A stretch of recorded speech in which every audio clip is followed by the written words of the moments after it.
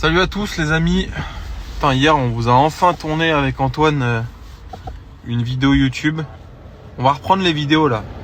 Peut-être pas autant que d'habitude parce que une par semaine c'était trop. Enfin, on n'arrivait pas à les faire. Mais au moins deux voire 3 par mois, tu vois. Je pense que c'est largement faisable. Parce que mine de rien, ça marchait bien. Et puis en vrai, on a plein de trucs à dire. Tu vois, bon, comme tout le monde, sauf que nous, bah, on le médiatise, tu vois.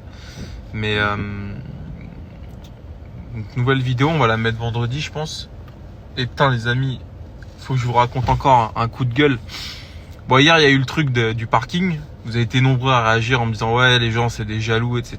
Bon, tu sais, moi, je fais pas partie des gens qui pensent que tout le monde est jaloux. Je pense que la jalousie existe. Mais tu sais, ça n'a rien à voir, mais c'est un peu comme le racisme. Je refuse de croire que tous les gens sont racistes. Je pense qu'il y a une partie de la population qui l'est, c'est un fait. Mais c'est pareil pour la jalousie, tu vois. Parce qu'il y a des personnes qui sont jalouses, mais je pense que tout le monde n'est pas jaloux. Faut arrêter, tu vois. C'est pas parce qu'un jour on traite ta bagnole dans la rue que c'est un jaloux. Non. Parfois t'as juste des connards en fait, tu vois. Ça fait pas forcément d'eux des jaloux, ça fait juste eux des gens bêtes en fait, tu vois. Ce qui est exactement le cas de ma voisine et de la plupart de la copropriété et de la plupart des gens d'une manière générale. Les gens, pour le coup, je pense que tous les gens, 99% des gens sont bêtes. Mais je le pense vraiment, vous le savez, hein. Et je vais aller plus loin que ça. Enfin, bon voilà. Tu vois, et là, les gens qui vont regarder cette story, qui vont isoler mes propos pour les mettre sur TikTok, vont penser que je suis prétentieux, etc. En tout cas, ce qui est sûr, c'est que voilà, par rapport à la story d'hier, le vrai problème, et j'ai eu quelques réflexions en ce sens de la part de mes abonnés, mais je leur en veux pas, parce que je suis pas pour la pensée unique, tu vois.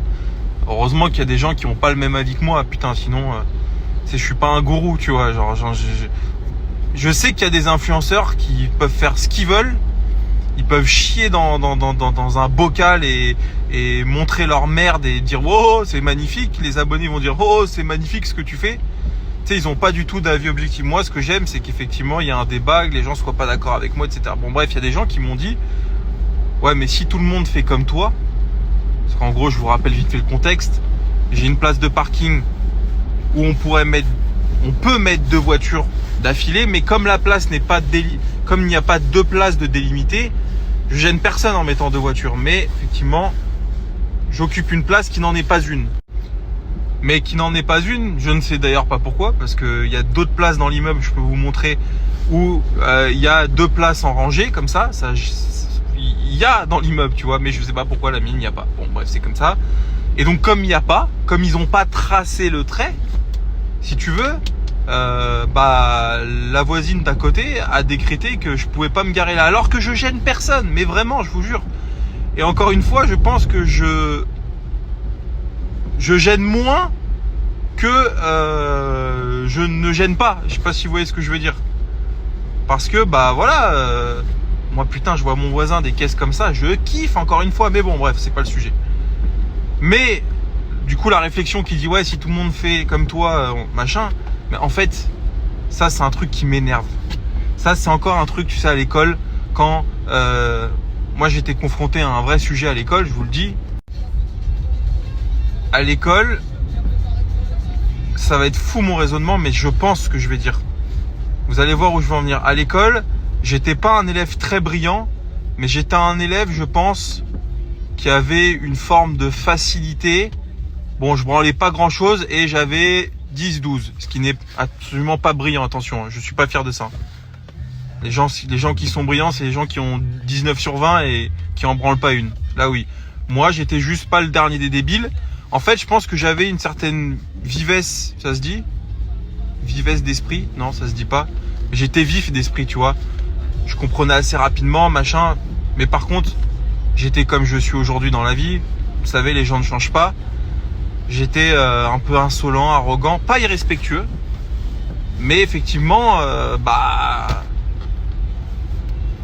factuellement, j'étais parfois... Voilà, j'étais pas fait pour suivre mais je le suis toujours pas, je pense, certains conformismes dans les règles, etc. Maintenant, heureusement qu'il y a des règles, sinon c'est l'anarchie. Mais bon, bref, moi je pense qu'il faut un peu de bon sens dans ce putain de monde.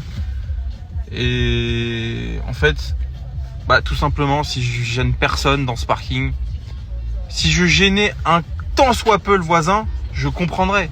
Mais je ne gêne absolument personne. Donc je comprends pas pourquoi on me fait chier, pourquoi on me tombe dessus. Et voilà quoi. Donc du coup, l'argument qui dit ouais mais si tout le monde fait comme toi, ou alors l'argument qui dit il y a des règles, faut les respecter, ouais mais c'est les mêmes du coup qui acceptent tout de tout, et demain on va pondre une loi en disant vous reversez 95% de ce que vous gagnez. En fait ces gens-là ils vont dire quoi?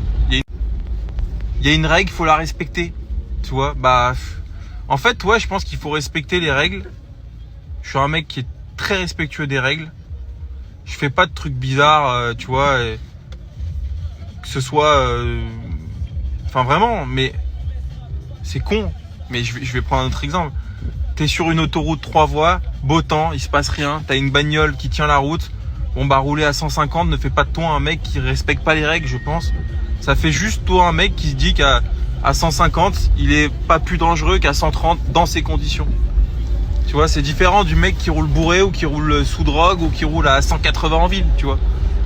Bon, je pense ça. Je suis peut-être tort. Et c'est exactement pour cette histoire de parking. Donc ça me fait chier. Et encore une fois, je dis pas que c'est de la jalousie. J'espère pas que ces gens-là soient jaloux. La jalousie, ça apporte rien de bon, je vous jure. Bon, voilà. Sujet clos. En fait, c'est un vrai sujet de philo, ça. Bon, ça va bien plus loin, la philosophie, mais je pense que il ne faut pas dépasser les règles au point où tu viens empiéter sur la liberté et et que tu viens empiéter sur l'autre, en fait, sur ton voisin. Je parle pas de l'image du parking, je parle d'une image générale, tu vois. Bon, c'est vrai que, voilà, c'est ce que je pense. Bon, voilà. Et, putain, j'ai une autre anecdote à vous raconter. Hier, c'était pas ma journée, hein. Hier, j'étais un peu en colère, hein. Je vais vous expliquer pourquoi. En ce moment, je suis en train de changer de comptable. Enfin, je suis pas en train de changer de comptable, j'ai changé de comptable pour mes 4-5 sociétés. Alors je dis pas ça pour me branler, hein, parce que il y a une société, c'est une SCI. Il y a une société, c'est une SCI, une c'est ma holding, et Gabriel et Transac. Et donc 4. Et si vous voulez, non, j'en ai une troisième, mais je sais pas laquelle. Mais si vous voulez, donc j'ai changé de comptable. Je suis allé à Orléans parce que j'ai rencontré, que Alan m'a présenté un comptable qui s'appelle Simon, qui me suit en story. Simon, je t'embrasse. Et il se trouve qu'en 3 mois, Simon, parce que j'ai commencé à lui faire gérer une de mes... Non, j'ai bien 5 sociétés, puisqu'il y a Chartres aussi. Mais bref, et donc Simon, en 3 mois, donc c'est lui qui m'a ouvert la société Transac Auto Chartres. Et en 3 mois, il m'a donné plus de conseils qu'en 3 ans et demi, ma comptable s'occupait de moi, de mes entreprises. Pour rappel, c'était ma comptable à l'époque qui gérait Gabriel Automobile, qu'on a liquidé avec Kevin, rappelez-vous. J'adore ma comptable, mon ancienne comptable. J'avais rien contre elle, ma compta était très bien faite, etc. Mais ce que je lui reprochais, et je lui ai déjà dit plusieurs fois, c'était que j'avais aucun conseil de sa part en termes d'optimisation. Tu vois, c'est con, mais Simon, il m'a fait monter un truc. Tu sais, quand on est chef d'entreprise, alors, moi je m'intéresse à tout, vous le savez, mais quand on a la tête dans le guidon, on n'a pas forcément le temps de se dire est-ce qu'il faut créer une holding, est-ce que, tu sais, c'est un montage basique au possible. Holding, régime Murphy, SCI, transfert de trésor, machin, des trucs de con, tu vois. Mais moi, je le faisais pas avant. Et Simon, si tu veux, m'a dit de faire ça. Il m'a conseillé plein de trucs. Son chargé de patrimoine a pris aussi les choses en main parce que quand tu dégages du bénéfice, c'est bien de l'investir, machin, bref. Bref, en 3 mois, Simon m'a aidé plus qu'elle en 3 ans. Aujourd'hui, un comptable, et ça je vous le dis pour vous les entrepreneurs qui ont la tête dans le guidon et les futurs entrepreneurs, les entrepreneurs aguerris n'ont pas besoin de ce conseil, mais les entrepreneurs peut-être prendront ce conseil-là. Mais un comptable, c'est pas fait pour faire ta comptabilité. Ça, oui, mais ça, c'est basique. Une comptabilité, voilà, t'es obligé, machin. Un comptable, pour moi, un bon comptable se démarque sur le conseil qu'il va t'apporter. Au fur et à mesure de ton développement de tes sociétés, de ton développement personnel, de ton patrimoine, etc. Et ton comptable est là pour dire, bah tiens, là, tu peux gagner de l'argent, là, tu peux faire ci, ça, investir, refacturer tes sociétés pour te rémunérer sur une autre de tes sociétés, là, te verser un certain nombre de dividendes. Bref, il y a des calculs à faire que toi, tu sais pas forcément faire parce que t'es pas comptable, t'es pas expert comptable. T'es peut-être bon faut connaître un peu les chiffres quand t'es un entrepreneur, mais voilà, tu peux pas tout savoir, encore une fois. Et ma comptable, au bout d'un moment, je lui ai dit, et puis il y a aussi une question d'affinité. Ma comptable, j'avais pas forcément d'affinité particulière avec elle. Voilà, elle m'a envoyé un mail pour la bonne année, mais c'est tout. Simon, c'est presque un pote, et mon comptable Simon, et on a une affinité entre nous, machin. J'espère même qu'on fera peut-être du business ensemble, pourquoi pas. Mais bref, moi, le business et la vie, c'est l'humain avant tout. C'est pas juste payer des gens pour qu'ils, tu vois. Et donc, si tu veux, bref, j'ai résilié ma compta. C'était Gabrielle et Transac Villebon chez elle. Et si tu veux, Simon, qui m'a envoyé les courriers de résiliation, a mis 2 courriers de résiliation pour chaque société dans un même recommandé. Et tu vois là où elle est vicelarde cette comptable, et ça me saoule. Mais c'est pas grave, je me plains pas. Parce qu'au final aujourd'hui je suis dans... Ah bah oui, c'était le Porsche Taycan. Non, je pensais que j'étais dans ma GT3 RS. Non, je rigole, mais je dis ça au final parce que je me plains pas. Le problème n'est pas l'argent, c'est le principe. Le truc c'est que du coup, elle fait genre, elle a pas reçu les 2 courriers de résiliation dans le recommandé. Parce qu'en fait, c'est vrai que avec les gens vicelards comme ça, en fait, faut se prémunir et envoyer un recommandé par société, par résiliation. Ce que mon comptable n'a pas fait. Mais je considère que l'erreur vient pas de lui parce que nous, on est des gens bien et des gens qui pensons que les autres sont des gens bien. Et je veux toujours rester comme ça. Je veux pas me dire que les gens sont tellement des fils de pute qu'il faut tout le temps se protéger. Mais in fine, en fait, il faudrait se dire ça. Mais comme je suis un mec bon au fond, je le pense pas et je pense pas que Simon ait mal fait les choses. Du coup, elle se sert de ça pour dire, ah bah non, j'ai pas reçu ton courrier de résiliation. Donc, légalement, elle a le droit de me facturer 25% de l'année qu'elle aurait dû me facturer, soit à peu près 1000 € en guise d'indemnité de résiliation anticipée. Parce qu'en gros, c'est un peu comme résiliation de téléphone ou peu importe. Tu dois respecter un préavis d'1 mois avant la date d'échéance qui était moi au 1er janvier. Ou la date de clôture de ton exercice, il y a un truc comme ça. Oui, date de clôture de ton exercice. Moi, je clôture au 31/12, donc elle devait recevoir le recommandé au 30 novembre 2024 pour résilier au 31/12. Donc voilà, vous avez compris. Donc hier, je l'ai appelée gentiment. Dorian s'appelle. Pareil, une bourgeoise. Une bourgeoise, faut le dire.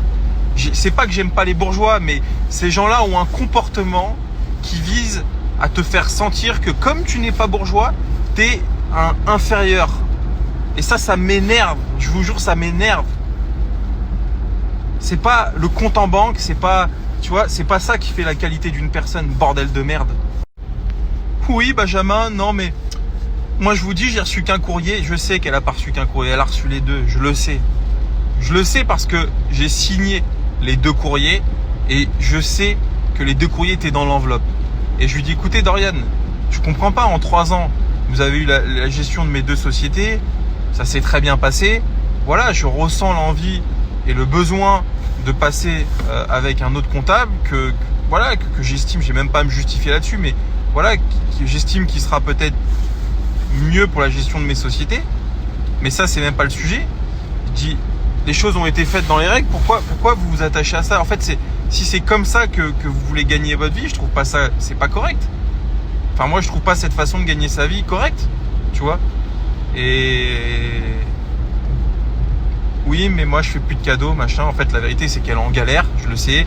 Il y a plein de sociétés qui font des liquidations, elle perd des clients et elle veut taper de l'oseille là où elle peut taper de l'oseille. Bah, c'est pas grave, on va payer 1000 balles, j'en ai rien à foutre.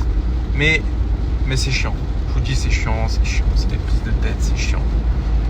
Voilà, c'est insupportable. Et là, les amis, vous allez vous dire, mais putain, mais ce mec-là, il est en colère. Tous les matins, il a un truc à dire. Non, pas du tout. Ce qui m'arrive, c'est ce qui arrive à tous les entrepreneurs de la planète. C'est quotidien. C'est ce qui fait aussi que on se paye le droit de gagner mieux notre vie que certains salariés. Pas tous les salariés qui gagnent beaucoup plus que nous, mais voilà. Ces galères-là, c'est quotidien chez nous. Et je vous partage notre vie, nos vies d'entrepreneurs. Parce que ce qui m'arrive n'a rien d'exceptionnel. Ça arrive à tout le monde. Ces petites galères-là, isolées. C'est quotidien. Il faut avoir le cœur bien accroché, mais c'est pas de tout repos, je vous jure, c'est pas de tout repos. Enfin bref, mais je suis pas en colère, hein. Je suis tout à fait apaisé, mais vous le savez, j'ai du caractère et je suis grande gueule.